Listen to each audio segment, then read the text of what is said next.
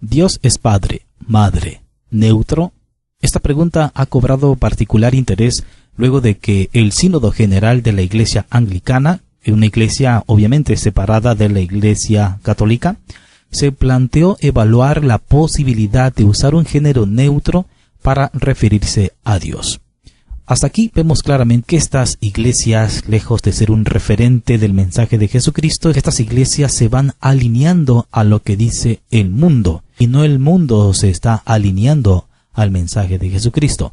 Pero bueno, Fray Nelson Medina, sacerdote dominico conocido por su apostolado en redes sociales, respondió a esta duda. El sacerdote colombiano explicó en su sitio web que este tema ha aparecido con particular fuerza en el contexto de la llamada teología feminista, pero recordó que la Iglesia Católica nunca ha dicho que Dios en sí mismo sea masculino o femenino.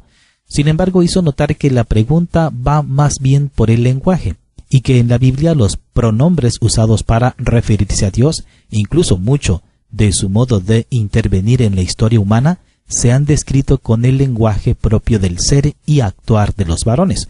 Como ejemplo, citó los pasajes bíblicos en los que Dios se presenta como marido de la asamblea de Israel y como guerrero que defiende a su pueblo.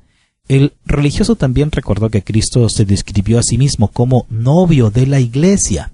Estos pasajes muestran que para lograr lo que se ha propuesto entre los anglicanos, o sea, una Biblia con un Dios neutro, habría que destruir el texto sagrado en muchas partes.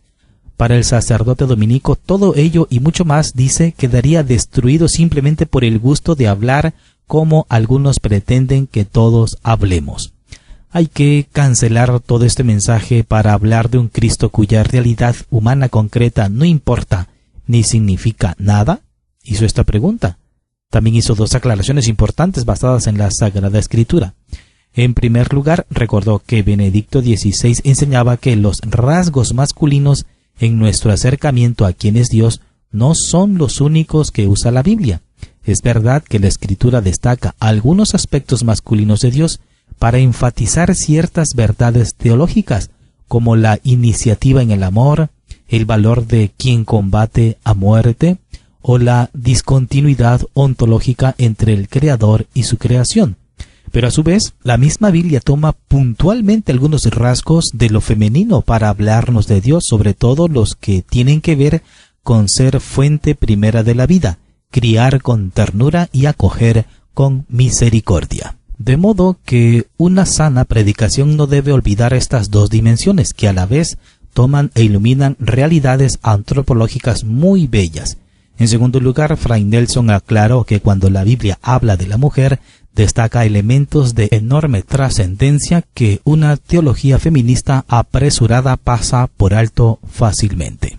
El sacerdote dominico resaltó que supone un atentado contra la palabra divina pretender un lenguaje neutro para hablar de Dios.